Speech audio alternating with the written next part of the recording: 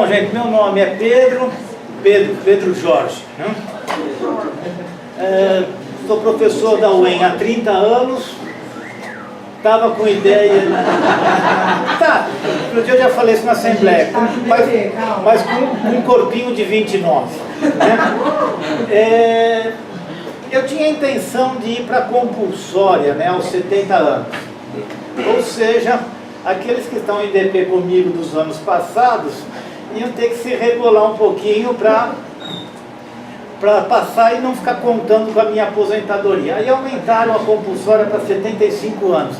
Não é tanto amor por dar aula, não. É que eu sou muito desorganizado, com papelada, com burocracia. E eu sei que no fim das contas eu vou para a compulsória aos 75 anos. Não tem jeito. E sou integrante do Espaço Marx aqui de Maringá.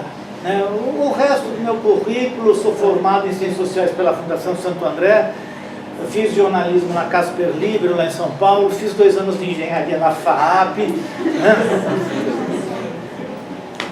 Minha mãe morreu me ouvindo falar assim: poxa, mãe, eu devia ter continuado a engenharia, né? Eu já estaria no 3º ano hoje.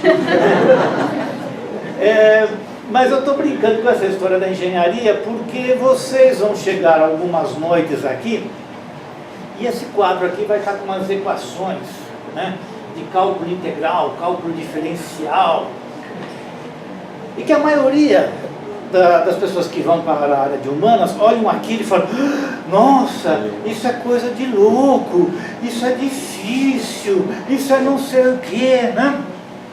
Só para contar uma historinha para vocês, o Marx descansava da leitura dele, resolvendo exercícios de cálculo integral e cálculo diferencial.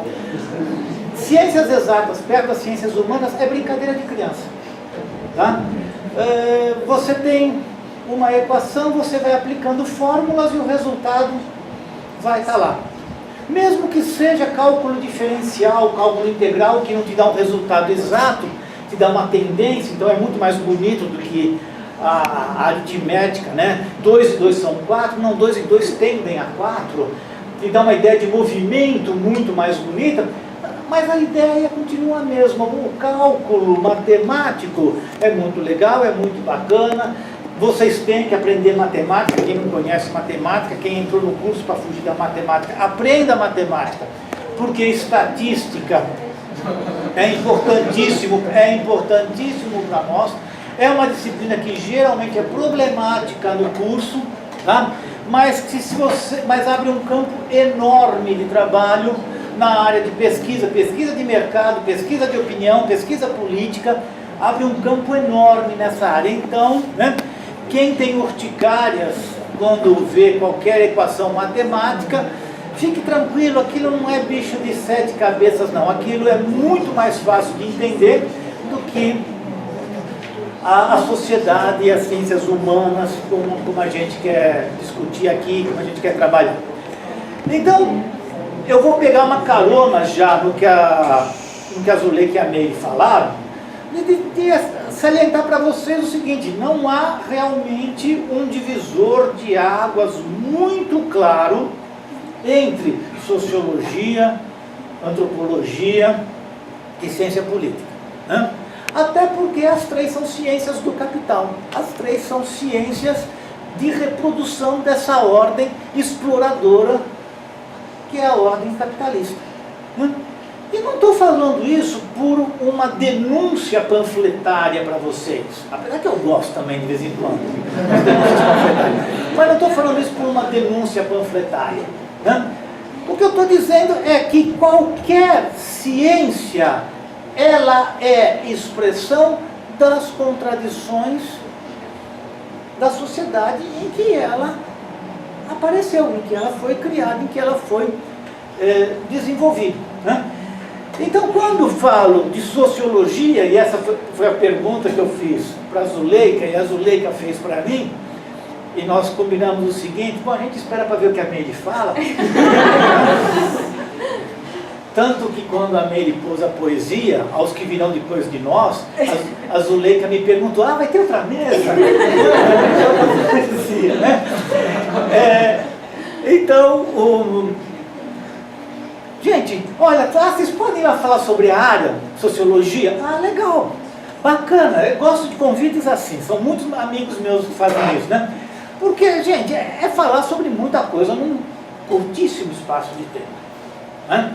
Então eu escolhi alguns tópicos para a gente também discutir mais à frente sobre a origem da sociologia como ciência, tá certo?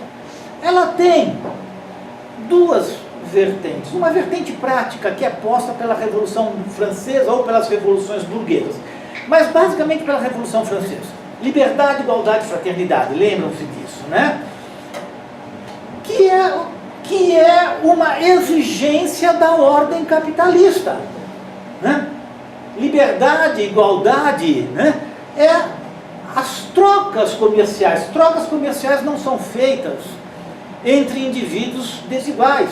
Trocas comerciais são feitas entre indivíduos legalmente, formalmente iguais. Tá certo? Então, a sociedade burguesa precisa formalizar a igualdade entre os homens, a liberdade entre os homens, né? E a fraternidade, porque fica bonitinho pôr isso aí no lema, né? Mas não que os revolucionários franceses estivessem pensando, né, vamos enganar esse pessoal com isso e tal. Não, é a resposta que a humanidade está dando naquele momento em que está se consolidando esse modo de produção capitalista. E ele não se consolida da noite para o dia, ele leva, né, uns 2, 3 séculos aí bons para ficar prontinho. E não está prontinho até hoje, né, se a gente for pensar. Então essa é a primeira questão. Como é que eu vou conciliar a liberdade individual com o interesse coletivo, né? Porque a revolução está propondo essas duas coisas. Liberdade individual, porque eu como mercadoria eu tenho que circular livremente, eu não posso ser servo, eu tenho que circular livremente, né? E interesse coletivo, por quê? Porque o meu interesse individual, numa sociedade de classes, vai necessariamente se chocar com o que nós poderíamos chamar de interesse coletivo, que é uma abstração, né? O interesse coletivo, na verdade, é o interesse da classe dominante, que tenta se apresentar como sendo o interesse de toda a sociedade. Então essa é a primeira discussão. A outra discussão é a matriz filosófica, as matrizes filosóficas disso, né? Mais uma vez, século XVI, desenvolvimento capitalista, o que você vai ter? A necessidade de expandir forças produtivas. Ou seja, a necessidade de expandir a produção para novos mercados. Então eu preciso produzir mais. Então o que passa a me interessar mais? Passa a me interessar mais o conhecimento da natureza, dos mecanismos da natureza, para produzir mais, né? Então, muda-se radicalmente a forma de pensar e emerge uma forma que a gente vai chamar aí de empirismo, que vai dizer o seguinte: todo conhecimento vem da experiência, todo conhecimento válido, ele vem do quê? Daquilo que pode ser experimentado, daquilo que pode ser sentido. Todo conhecimento válido vem dos objetos sensíveis, vem das coisas sensíveis, das coisas que eu posso apreender pelos sentidos. E é claro que isso vai emplacar, essa ideia vai emplacar. Por quê? Porque ela responde à necessidade do momento, certo? No entanto, vão surgir resistências a isso, a essa formulação filosófica que vem de Bacon, que vem com Locke, com Hume, né? Vão surgir contestações, e a que mais nos interessa no momento é Kant, na Alemanha, porque o Kant vai dizer o seguinte: peraí, se todo conhecimento vem dos sentidos, ele acabou a filosofia. Esses caras mataram a filosofia. Então eu quero preservar um campo para a filosofia.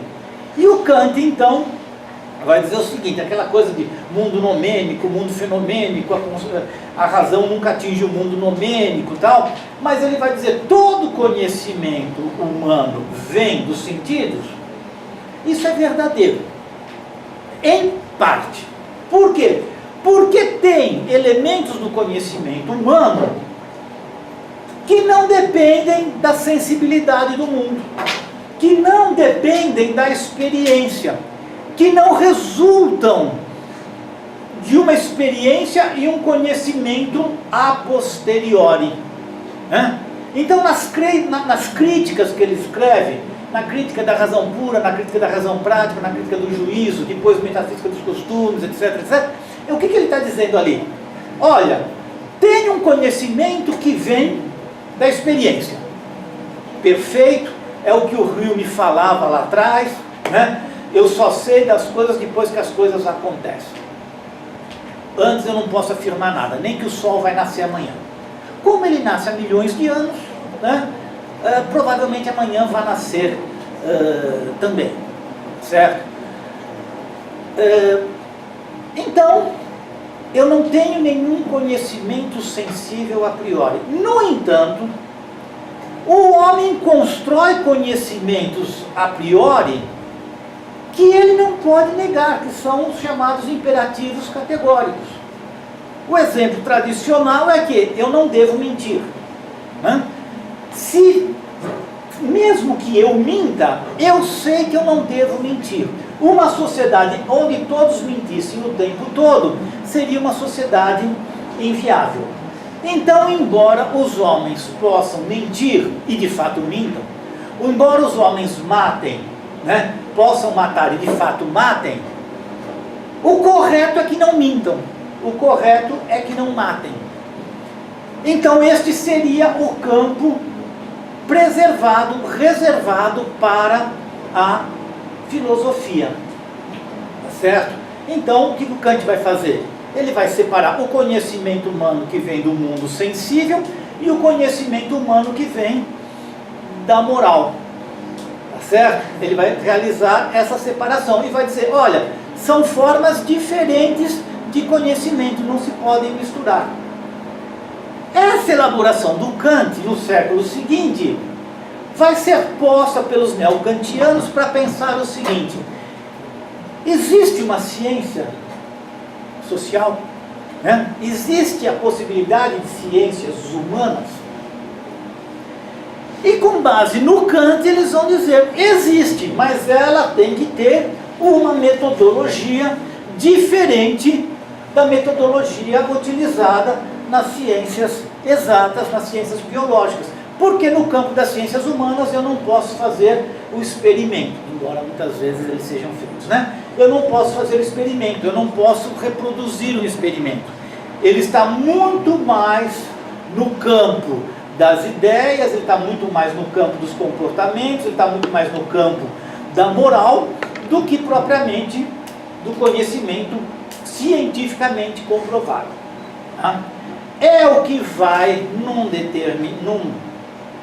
determinado afunilamento, dar mais ou menos na teoria weberiana, na sociologia de Weber, né? Aonde eu não vou explicar os fatos sociais, aonde eu vou compreender os fatos sociais, e aonde eu vou produzir modelos que seriam o dever ser das coisas, como o Kant falava, mas agora o Weber está falando num dever ser não moral. O Weber está dizendo o seguinte: olha, um cretino, eu posso construir um tipo ideal de cretino.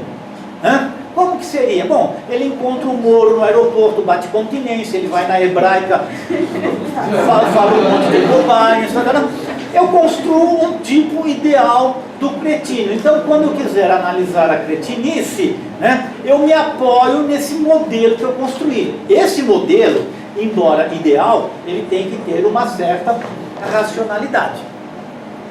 Bom, então o Kant está entrando aí dizendo o seguinte: olha, devagar com esse andor, não dá para dizer que as ciências sociais vão herdar os métodos das ciências naturais, mas também não dá para dizer que ela não vai utilizar alguns desses métodos. Vamos ver resultados, vamos produzir resultados e vamos ver o que acontece, né? Obviamente isso não é uma unanimidade nas ciências humanas, certo?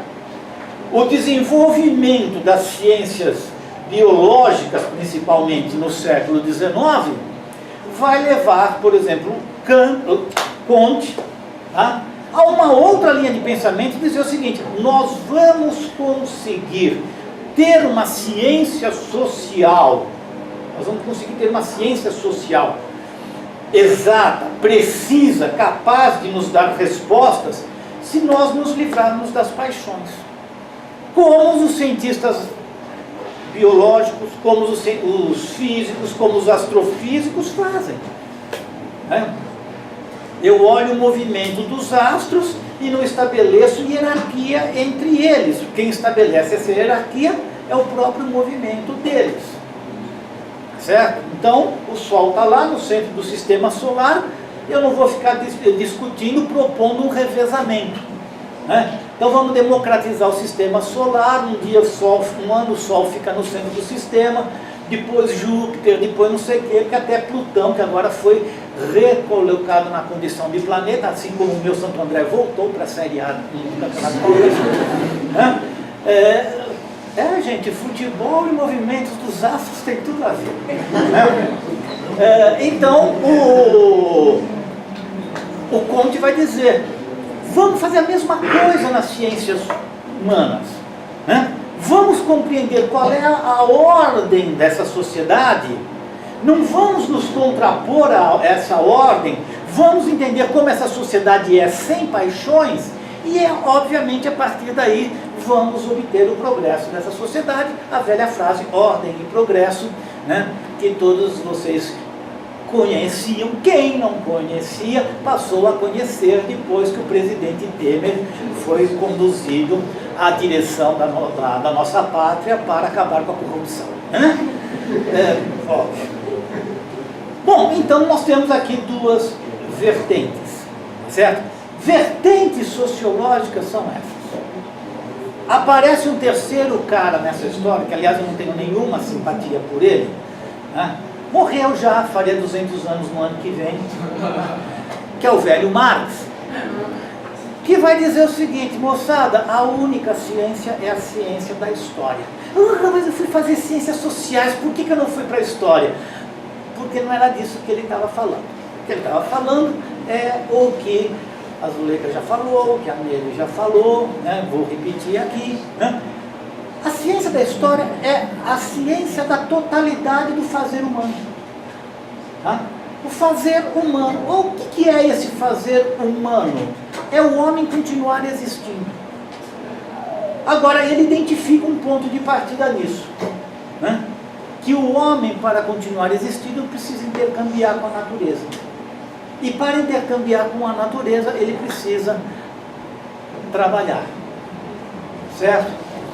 Não existe sociedade sem trabalho. Por isso que o Temer quer fazer a gente trabalhar até morrer, para a sociedade continuar, né, existindo. Deve ser isso. Ele deve ter lido Marx, mas ele não entendeu direitinho, né? Então, pelo trabalho e pela relação que o homem estabelece com a natureza para poder sobreviver, que não é a relação que os animais estabelecem, porque os animais simplesmente reproduzem a natureza, o homem não, né? O homem incorpora os elementos da natureza no seu pensamento e responde à natureza, ou melhor dizendo, o homem formula questões e o homem dá respostas, tá? Portanto, a existência humana é histórica. E à medida em que o homem aumenta este relacionamento com a natureza, à medida em que ele se torna cada vez mais dependente desse relacionamento transformado com a natureza, o que ele vai fazer? Ele vai fragmentar as suas atividades diante da natureza, ou seja, vai realizar uma divisão do trabalho junto à natureza. no essencial, aquela frasezinha famosa, né? Em última instância é o econômico que decide, nada mais é do que dizer o seguinte: em última instância, para existir sociedade, os homens têm que continuar vivos, né? E esses homens vão continuar vivos trabalhando, esses homens vão continuar vivos produzindo e aprendendo a produzir mais, produzindo e aprendendo a produzir mais, produzindo excedentes, podem colocar outros homens para trabalhar para eles, cindem a essência do trabalho, que é esforço e emancipação, né? Toda atividade laborativa é isso, é esforço, mas é um esforço que conduz a uma emancipação, a resolução de um determinado problema. Cinde isso, uma parte fica com o esforço, outra parte fica com a satisfação, fica com a emancipação. Daí então a luta de classes. E obviamente que nós vamos constituir para essa luta de classes pessoas que vão fazer com que esta sociedade se mantenha na ordem, né? Agrupamentos armados que mantenham essa sociedade em ordem. Ou seja, eu começo a construir um poder militar que não só vai defender o meu agrupamento de outros agrupamentos, mas vai defender a minha parte, a minha classe dentro desse agrupamento. Certo? Eu vou precisar do quê? De pessoas que justifiquem a dominação. Né? Sem problema nenhum, Aristóteles fez isso. Né? Justifica a escravidão. Vou precisar de pessoas que justifiquem a escravidão. Vou precisar de pessoas que produzam uma reflexão sobre por que o mundo é assim, o que virá depois desse mundo. Né? Então, é óbvio que eu não posso fazer uma ligação mecânica da necessidade humana de sobreviver, da necessidade humana cotidiana de sobreviver, com as elaborações mais sofisticadas, religiosas, políticas, jurídicas, educacionais. Eu não vou fazer uma relação imediata, mas se eu puxar o fio da meada, eu vou chegar lá. Né? Eu vou chegar no fato de que os homens precisam continuar trabalhando para a sociedade existir, para sobreviver e a sociedade continuar existindo. Ora, nós chegamos num ponto de desenvolvimento dessa produção, de desenvolvimento dessas forças produtivas, de desenvolvimento dessa atividade laborativa humana, que ela vai sendo parcelada, ela vai sendo fragmentada, porque nenhum de nós daria conta de ter todo esse conhecimento humano concentrado. Então nós vamos fragmentando, nós vamos dividindo. E é óbvio que essa divisão, essa fragmentação chega também às ciências humanas. A sociologia, primeiro isso, nós vamos dividir em áreas, depois vamos dividir em departamentos. Depois eu crio o departamento de ciência política e crio dentro do departamento de ciência política a área de ciência política nacional, relações internacionais, depois dentro aí eu crio um departamento de relações internacionais, de política internacional, né? Uma área de América Latina, uma área de não sei o que, e em todos os campos é isso, das ciências humanas, é isso que está dominando hoje, é esta fragmentação, é essa tentativa de não entendimento do mundo, pela fragmentação, porque num determinado momento eu fragmento tanto, que eu posso dizer para vocês o seguinte: gente, o que vale é a minha interpretação, que se dane a realidade. No mundo acadêmico, isso aparece da seguinte forma: você contesta alguém e diz assim: ó, Osaí, não concordo com o que você falou, né? E o Osaí me responde o seguinte: não, mas isso aqui está na minha tese. Quer dizer, eu uso a minha tese para dizer que eu estou com a razão. Né? Então, nós chegamos a um... Sempre!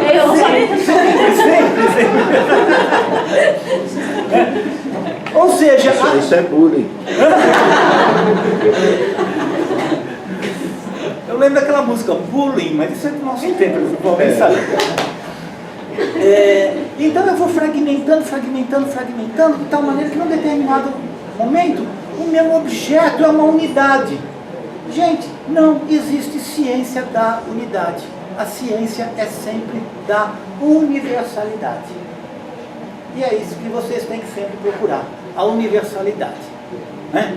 O que é a universalidade? É vocês terem, na elaboração do pensamento de vocês, a maior quantidade possível de dados da realidade. Fazer a maior quantidade possível de ligações. Né? Compreender de uma coisinha muito simples, que é o tal do concreto, como síntese de múltiplas determinações.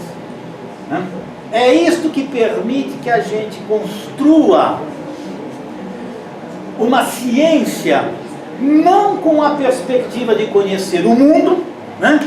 Porque os filósofos até hoje se limitaram a interpretar o mundo, quando o que importa é transformá-lo, certo? É pensar, sim, transformação revolucionária da sociedade, porque não é possível mais que nós aceitemos ameaças para a nossa existência, ameaças para a existência dos nossos filhos, ameaças para a existência dos nossos netos, como se isso não nos dissesse respeito. Tá? Que cada um tenha o seu projeto de pesquisa, que cada um tenha o seu objeto, seja na área de antropologia, seja na área de ciência política, seja na área de ciências sociais, seja na área de economia, né, que a gente não falou de economia, como é que a gente vai estudar a sociedade sem estudar a economia? Que cada um, porque afinal de contas vocês estão numa universidade, vocês vão ter que cumprir determinados rituais da universidade, né? E esses rituais exigem que o quê? Que vocês tenham recortes nos seus objetos, senão vocês vão enlouquecer, tá? Mas o recorte tem que ser um recorte razoável e sempre sem perder de vista a condição universal, a condição de que o particular que eu estou estudando, o singular que eu estou estudando, nada mais é do que uma manifestação do universal. Né? Essa seria a terceira vertente, que começa no Hegel, não, tem a sua grande expressão no Hegel, e é superada, porque o Marx toma isso do idealismo hegeliano e dá bases materiais para isso, e é superada na obra do Marx. Né? A teoria hegeliana, a meu ver, é superada na obra do Marx. Agora, que a perspectiva de vocês seja sempre a da não acomodação, a da não aceitação, tá? Do inconformismo, tá? E claramente falando da perspectiva revolucionária da transformação, revolucionária da sociedade, porque capitalismo a gente não aperfeiçoa, capitalismo a gente destrói. É isso.